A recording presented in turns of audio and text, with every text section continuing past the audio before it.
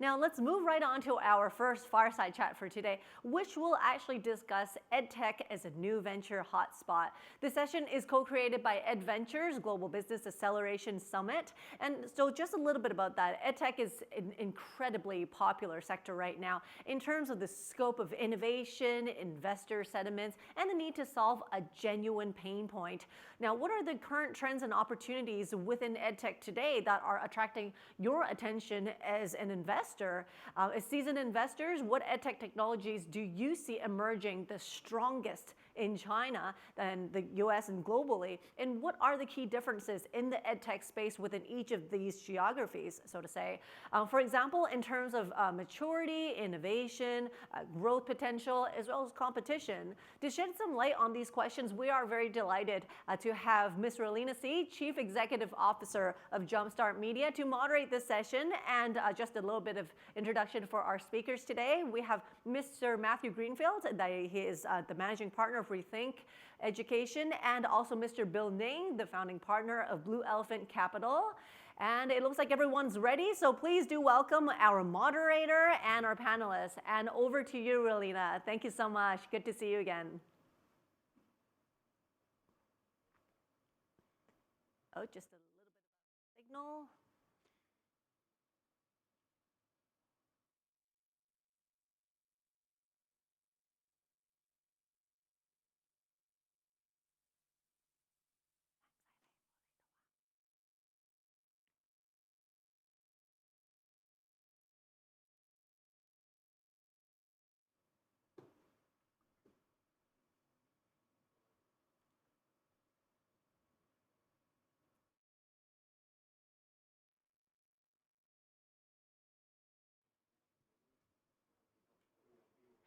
All right, just a little bit of a technical difficulty that we're actually having. So everyone in the audience, please be patient. As we all know, with technology, nothing's ever perfect. But we do appreciate your understanding and your patience. We are getting it fixed right away.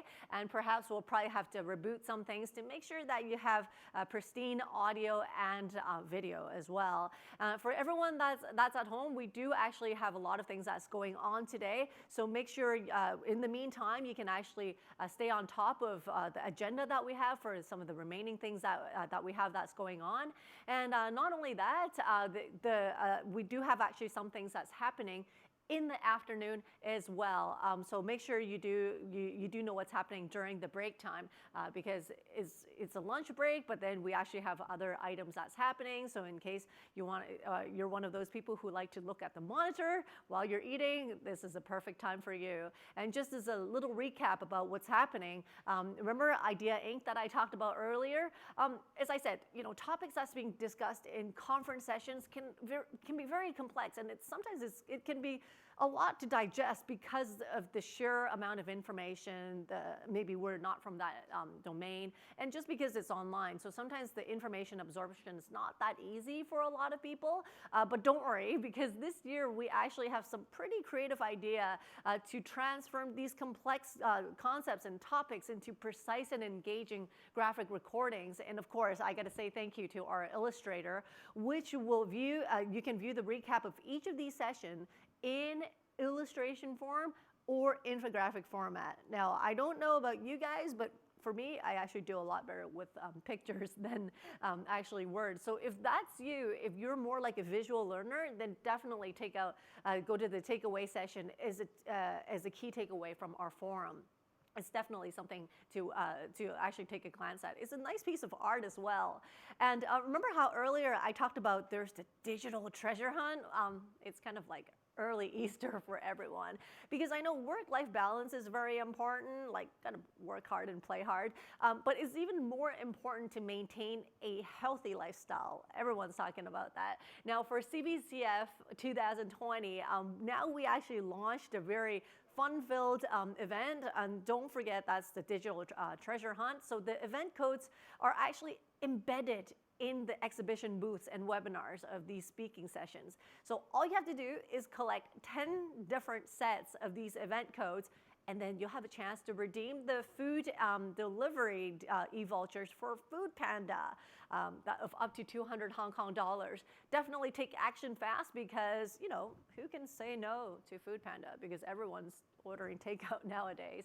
So make sure you do collect 10 different sets.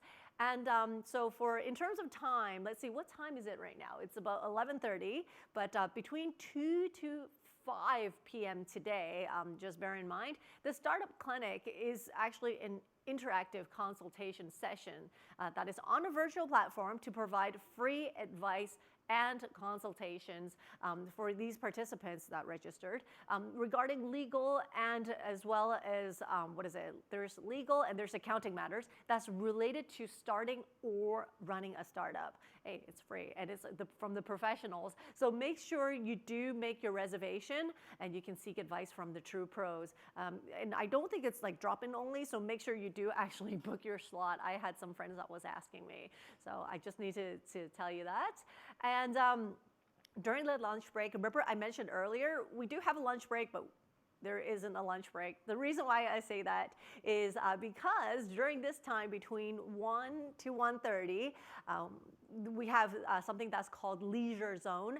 And in that section, we will introduce demonstration sessions that's featuring 2 startups. We have RedSip and Arkin Wellness. So for some wine and fitness tips. And for those of you who's fitness gurus or fitness enthusiasts, or if you're into wine, definitely drop by. So everyone just kind of hang in there because, as I mentioned before, we're just doing some tweaks just to make sure that everyone have a very good experience that's coming up. And I know for some of you, you might have questions regarding some of the sessions. I'll say it again and again is because some of the sessions, they might have time, they may not, depending on how much they elaborate on the topics. So we do still encourage your questions to come through, but then we can't guarantee that we can actually attend to all of them just due to the sheer time constraint.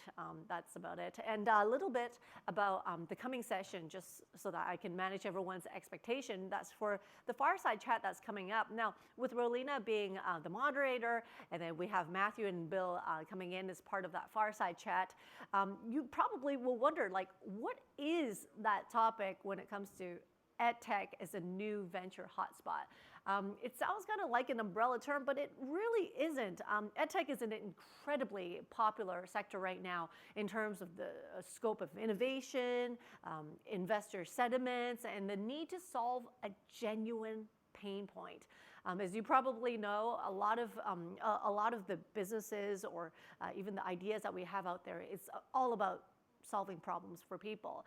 Now, some of the problems that, the questions that we might have in mind is, what are the current trends and what are the current opportunities within EdTech today? And let me see, can I actually have back just right where we were? Sorry, I was actually looking at just a little bit of these top points that I had ready for everyone, so I just need to share that. What are the current trends and opportunities within within EdTech today? And also, what are attracting your attention as the investors? And of course, as the seasoned investors, what EdTech technologies, do we actually see the strongest in China and US and globally? So that's something just for us to think about, definitely, as the audience as well as we're drafting our questions. Because of course, as a whole, we always wonder, like, what are the key differences in terms of EdTech space within each of these geographies? For example, as I mentioned before, in terms of maturity, innovation, growth potential, and competition. So just some things to bear in mind. And as we have just a little bit of time right here, and another thing is, if anyone at home, if you're having technical difficulties as well, do seek some help during this time. This is actually a good time for everyone to kind of just reset. And I'm very excited to see what we have that's coming up right now. It's always during these glitches that kind of makes me wonder, right? Like, are we, like, during this time now when everyone's doing virtual, how prepared are we whenever glitches come up. It's not even just with the virtual events itself. It's sometimes when we're dealing with, say Zoom meetings at home, when we're doing it in a presentation, what if something comes up? So this actually kind of just tickles the mind a little bit. It's like, what do we do during this meantime to actually make the best use of our time? So as I mentioned before, some of the questions, some of the points that you might want people to elaborate on. This is a good time to be getting ready to take notes. So everyone just get ready with me, as we should be back on air as soon as possible. And if anything, let's see, we're good. Let me see. Can we hear you okay? And just to make sure you guys turn off your speakers, because I'm hearing a little bit of a feedback from one of you guys. Hey, Relena, good to see you. Thank you so much for being with us. You're looking good as always. Thank you. Good to see you as well. Yeah, I will hand everyone. the time to you, and thank you to both of you for being with us today. I'll hand the time to you, Relena. Thank you again. Great. Thank you so much for the introduction. It is my honor to be the moderator of today's exciting panel on tech investment trends, where we will talk about EdTech as a new venture hotspot. The official hashtag for this event is #AdventuresGBA 2020, so please do follow for meaningful insights. Again, that's #AdventuresGBA 2020. If during today's event anyone has any questions, please feel free to raise them, and our speakers will answer those questions at the end of the panel. So I'm Relena, I'm the CEO of Jumpstart. For those who don't know, Jumpstart is a startup ecosystem builder based out of Hong Kong. And Jumpstart does everything related to startup, including media, corporate innovation, education, and other special ventures. Our team believes that innovation by itself doesn't matter unless it gets out there and changes the world. That's why we make it our mission to make innovation matter. So I'm very excited today because we have a panel of 2 speakers with incredible stories to tell. Today we have Bill Ning, the founding partner of Blue Elephant Capital. So Bill has participated in 85 education investments and has over a decade of experience in operating and managing education companies. We also have with us today Matt Greenfield, the managing partner of Rethink Education, a venture capital firm focused on education technology. He has previously helped 3 technology companies and currently served on the board of numerous organizations, including Kenzie Academy, No Red Inc., All Here, and Care Academy. So Matt and Bill, thank you for joining us today. Thank you so much. Let's get started. Yeah, EdTech is an incredibly popular sector right now in terms of the scope of innovation, investor sentiment, and the need to solve a genuine pain point. As seasoned investors, what EdTech technologies do you see emerging the strongest in China, the US, and globally? And what are the key differences in the EdTech space within each of these geographies? So especially in terms of maturity, innovation, growth, potential, and competition. Matt, what do you think? So, you know the old saying that there are decades when nothing happens, and then there are weeks when a decade happens. The pandemic and other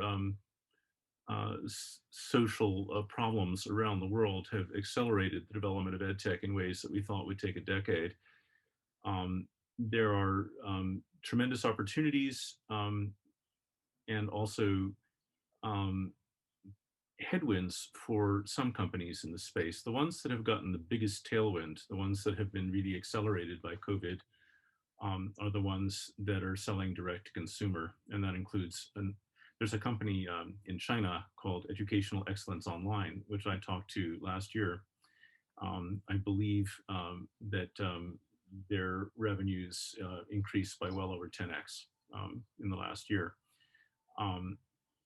We had one company based in Peru that had revenue of 2.6 million last year and is now doing $1 million a month and rising very rapidly. It was a seed stage company last year, and now it's being approached by companies like General Atlantic and SoftBank about, investments in the tens of millions of dollars. So that's an example of the kind of acceleration we're seeing. We're also seeing in the US in particular, a desperate increase in inequality and bigger needs and a widening gap between those who are benefiting from these new digital forms of education and the ones who are being left behind.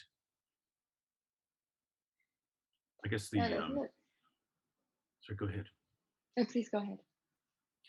One of the ideas that I'm most excited about is what I call minimum viable upskilling. You've all heard the phrase minimum viable product. So minimum viable upskilling is low cost or free, and ideally takes less than a month and has a meaningful impact on someone's salary and life options. And I'll just give you one example. We have an investment in a company that focuses on training salespeople to work for technology companies. And they take people who don't know much about the technology industry and wouldn't typically have access to it, give them a month of intense training, which is completely free. And then at the end of that month, place them with technology companies in entry-level sales roles, charge the technology company that employs them $14,000. And those people are carefully selected and carefully trained, and they outperform in a dramatic way. So they're really a bargain for the employer that hires them. Everyone is happy with the transaction. Wow, that's very impactful and very meaningful. I think this technology can really change a lot that's out there in the market. Bill, with your experience in China, could you tell us a little bit more about your thoughts in terms of the trends in the space? Yeah, education technology has been thrilled in China since 2013. In that year, the famous case like VIP Kid and Yuan Fudao was built up at that year. It's because the combination of mobile and education. And after 7 years, now we have about 4 or 5, 10 billion unicorns in China. So which means that in the last 7 years, education technology sector has been the hottest in Chinese entrepreneur and investment field. And I have seen a lot of trend where China is a little bit different from other countries. Number one is that in China, families spend a great deal of money on after-school tutoring. It's unlike the United States and unlike the UK system. Parents are willing to pay more for after-school tutoring. That's mainly because Chinese people put great emphasis on education, and the public education is almost free. And the very good public education are sought after by most families, so they have to pay for the after-school tutoring. That's one great difference. And number two is that I see that since we have many 10 billion unicorns in China, education sectors have attracted a great deal of money and a great deal of talent, which means that many good engineers and good designers and good education people have been drawn to education sector, which means that education as a sector has a similar talent than the internet sector, so which will help Chinese education sector grows faster. And another trend is that I saw the shift from the K-12 sector to the Y-12 sector. Y-12 means youth 12, which means about 12 years since age of 18. You know the K-12 is competing fearlessly in China, and we will see in the next 10 years that many people will be many successful entrepreneurs in K-12 sectors will start their second career in the Y-12 sector. That's something new I'm thinking about Chinese sector. Thank you, Relena. Thank you. Well, it sounds like the decacorn, the general market conditions, and also the willingness of parents to spend on the children's education, especially after school, has really created a perfect storm for this area in China. So Matt, I have a question for you. Since Rethink Capital Partners invest in a broad spectrum, can you give us some insight on how investment opportunities in EdTech differ from other verticals, especially in terms of like investment considerations, due diligence, and returns? So I guess education is a heavily regulated and politically sensitive sector. So I remember when Uber was first started and Travis Kalanick was ignoring the regulations in the cities he entered.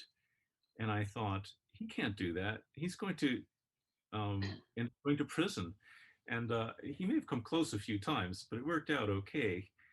You can't behave like Travis Kalanick in the education sector. You have to respect the regulations and the political sensitivities. But at the same time, the regulations can be a kind of enabler for a business or a barrier to entry, which is Yeah, that not. makes a lot of sense. Because regulation definitely makes education very different from a lot of different sectors out there. Bill, what do you think?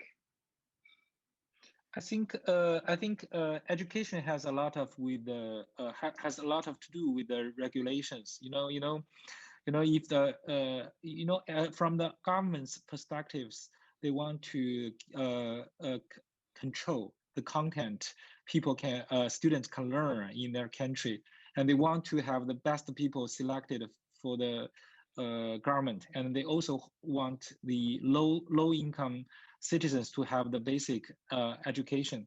So all the education entrepreneurs should pay attention to government regulations, especially for those companies who provide digital transformations for schools. That's one thing. Education is different from other sector. Another one is that I think that education technology is a half technology, which means that in education you have to use both technology and human capital. By far, the AI teachers haven't replaced the human teachers. So they have to do both. They have to do their relatively good parts collaboratively to have a better results, which means that good education companies are still very labor intensive business, because they have to hire a great deal of teachers. That is very different from Google, from Alibaba, from companies like that. That makes education companies grows a little bit slower than the pure technology companies. So as education investors, you have to be a little bit more patient to your companies. And also, I think that one thing special about education is that people want to have good education, and people want to be a better person. So as for education entrepreneurs, should have their usually have very relatively strong missions and values. They have to be someone that parents or adults want to be to make a good education company. That's my observation. Thank you, Bill. Yeah, that makes a lot of sense. It sounds like, education, changes the mind of the youth of a country. So it's a very important sector, but it could be labor intensive. And no matter where you are in the world, whether you're in China with Bill or in the United States with Matt, it's a heavily government regulated industry. And that's something that we just cannot ignore when we're in this space. Bill, you have a wealth of experience as an EdTech investor. What would be your suggestion to anyone who is just starting to look into investing in this space? And what are the major concerns and considerations that investors need to evaluate while investing in EdTech? I think as for the pandemic and the slowdown of the global economy, and the education sector becomes a very good area for investment for several reasons. One is huge. Chinese spent about 7 trillion RMB per year on education, both from the government and from the families. It's relatively about 6 to 7% of the Chinese GDP. So it's a large market, and also it's very less digitalized. As for the after school tutoring, it's digitalized, but for all the universities or the schools or kindergartens, they are like they are very they are very traditional. So there are a lot of ways to improving it.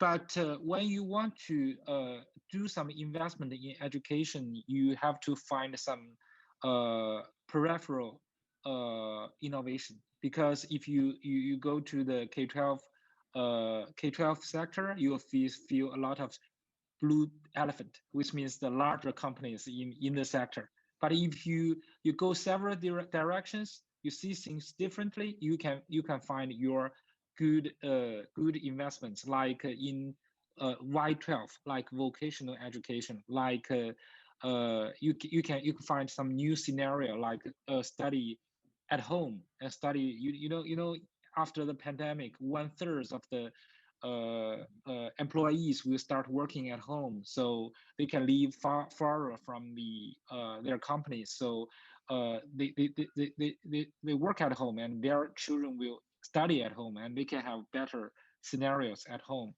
Another one is that I can see that some, as for distant learnings, you can see distant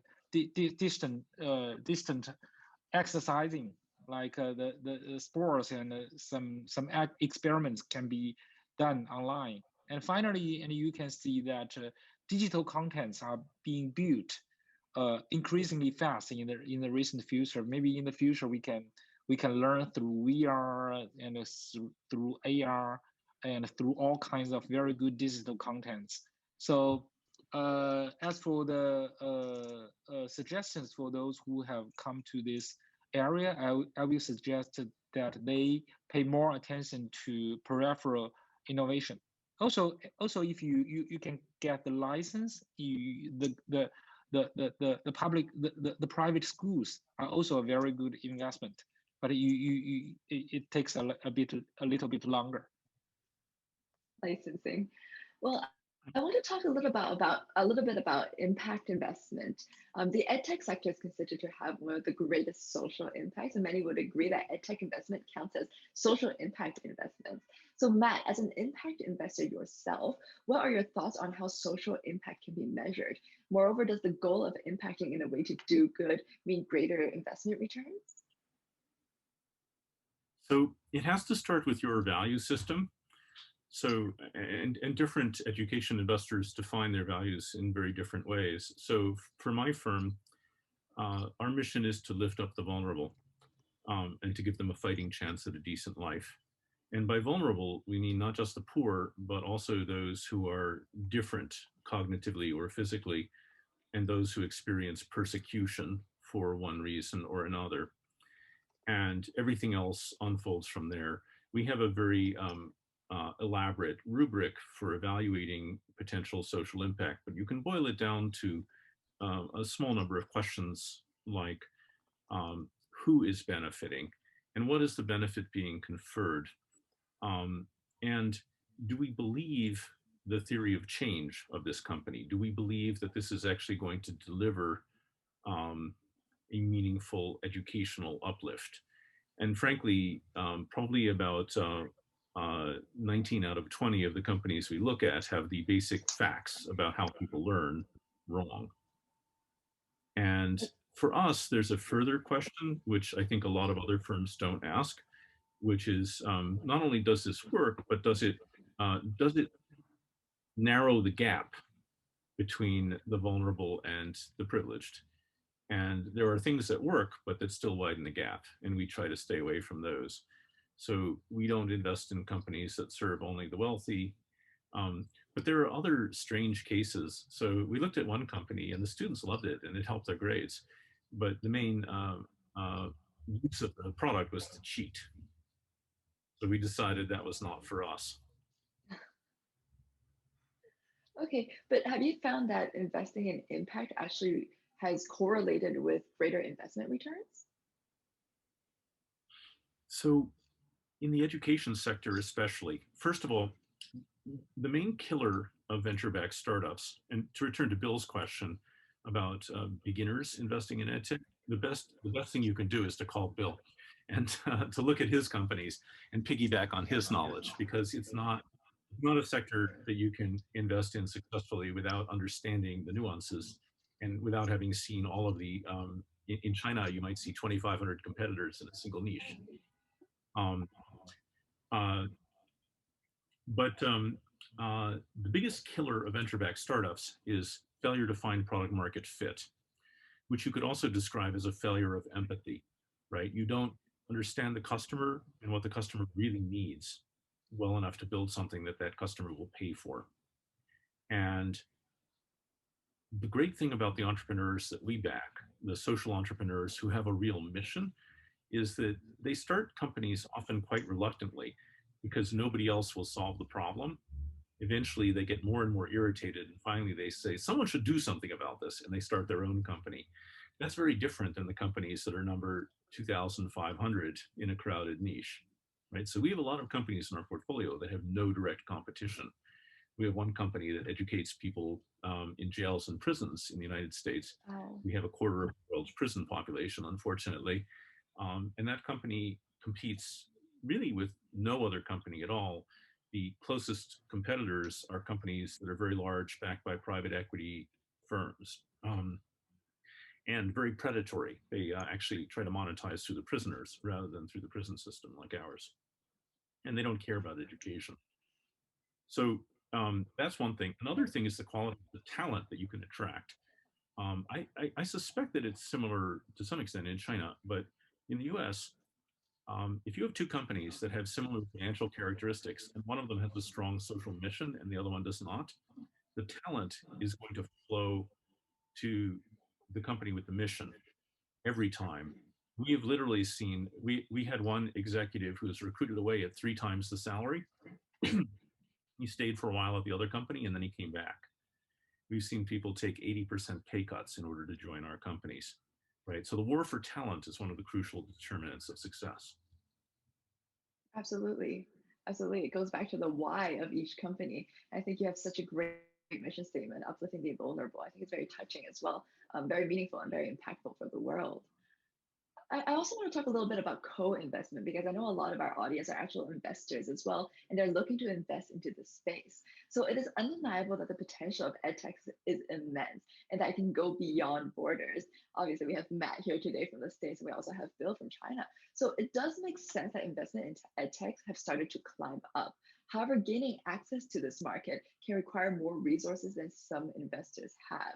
So, Bill, education as a space for innovation and transformation presents several complex and often layered pain points, and it's very possible for one to bite off more than they can chew. So, in this context, what do you think the presence of an expert partner can bring to the table for investors looking to invest into the space?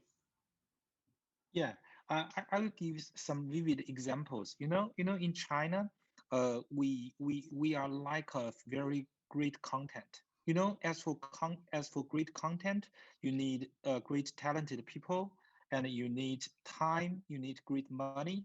So that's why the Disney films, like the some greatest content are being built. But in China, there are relative we do have a lot of money, but we do not have the highly educated talent. But now we are having more, but it's not enough, and we do not have enough time. So as for co-investments, we feel that experts or co-investors with great resources like the great content can be a very good co-investment partners for Chinese investors. uh, because in the year 2020, when China has so many decacorns and unicorns in education, when you want to build something new, you have to accumulate 4 factors. One is you have great entrepreneurs with great entrepreneurship. Number two, you have to have a very good MVP. You have to find a right angle to enter into the market. And then number three, you have to have a very uh, good resource that is very scarce. That is something that you cannot find elsewhere.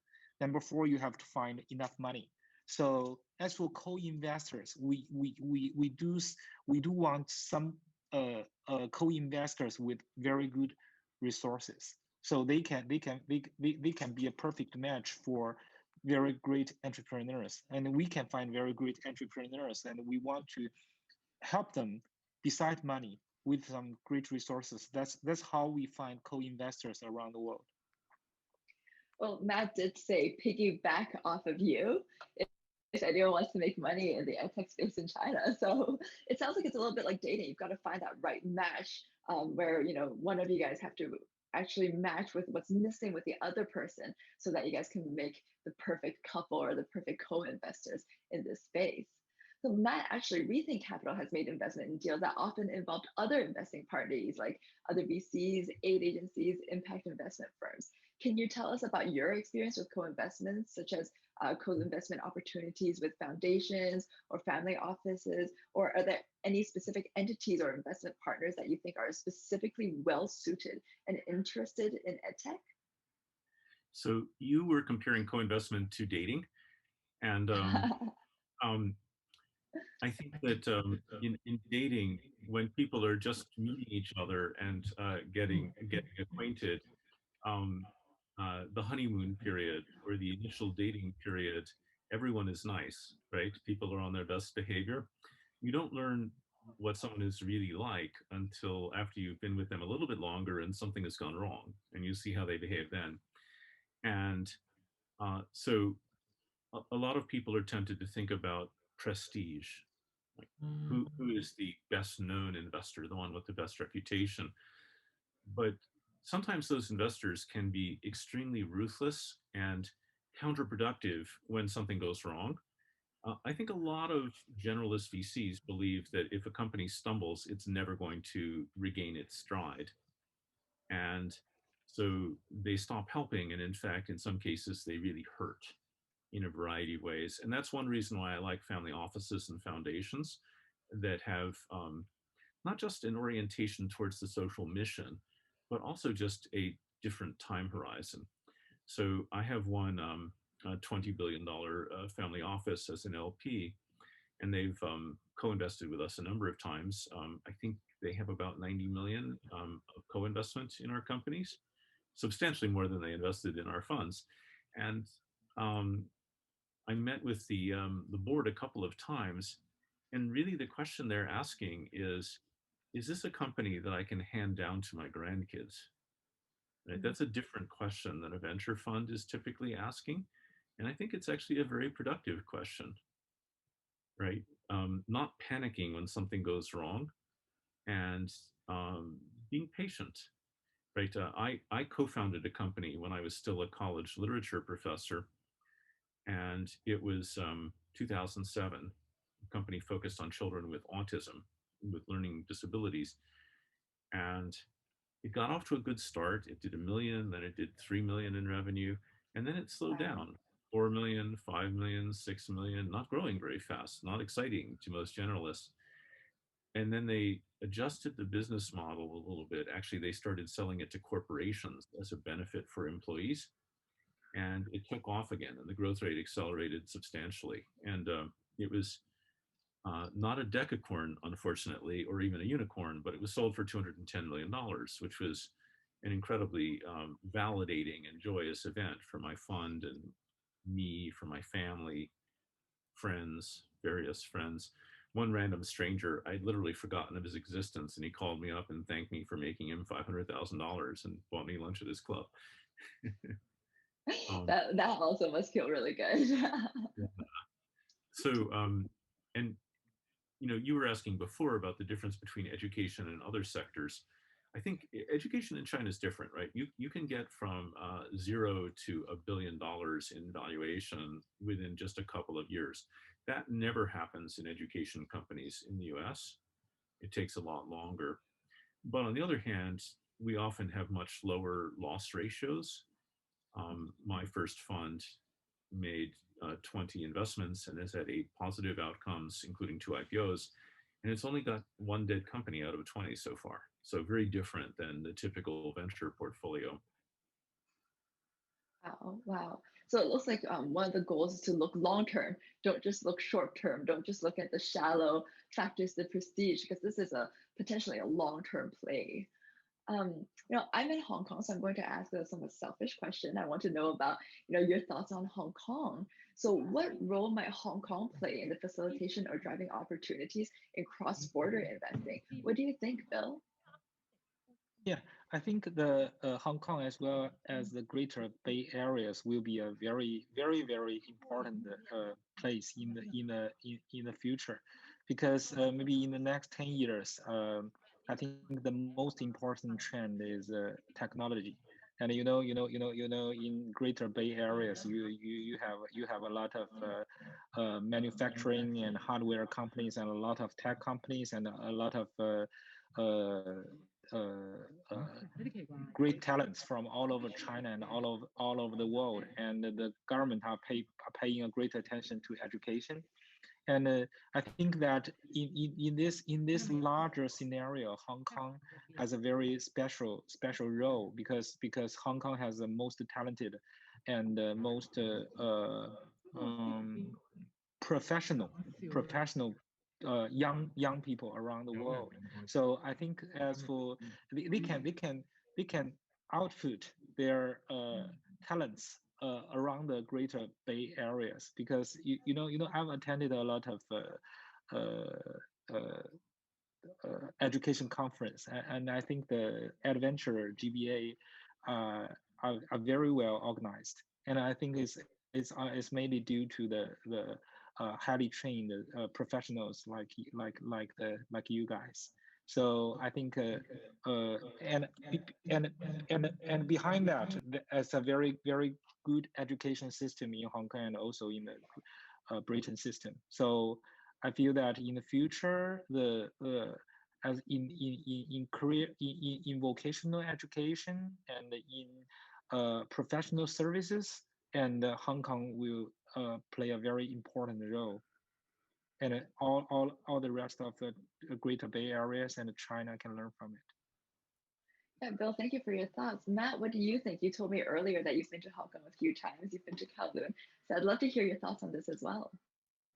So I think first of all, I love Hong Kong, and I have friends there now, and a couple of those friends have co-invested in some of my companies and have been really incredible collaborators.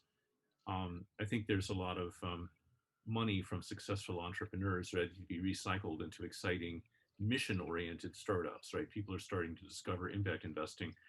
But obviously, I don't have to tell you, Hong Kong is it's a space of translation, right? It's in between the United Kingdom and China. People speak both languages, but it's not just the languages, it's the cultures, the legal cultures. And I think that for people in America, Hong Kong is a space where one can understand what is happening a little better and trust it. We were talking about co-investment and dating before. Trust is essential to co-investment and to dating. Absolutely, absolutely. Can't live without that to make a relationship work. I know we're almost out of time, but I think the audience would be very interested in knowing about your success stories. Everyone wants to know, what could be potentially in the future if they're in this space. So, Bill, are there any standout investments that you've made that you can share with our audience? I know you've had a ton of success in this space. And what factor do you think determined these companies' success? Yeah, I can give one example that we invested 5 years ago. It's called Hualala. It's based in Guangzhou. It's also in the Greater Bay Area. In China, like the drawing, the kind of artistic training for kids is very lags very behind from the other advanced countries, because we do not have very great resources in artist training and enjoying. So 5 years ago, we find three very talented young people, maybe in their late 20s. They just spend about 5 or 6 years in their first gaming company as the product lead and the tech lead and operation lead, and the company got listed, and it gained great success in children's gaming industry. And they left the company and they find that there are a lot of keys on WeChat, and they want to learn drawing. So they find Blue Elephant Capital, and we are their angel and pre-A round of investor. And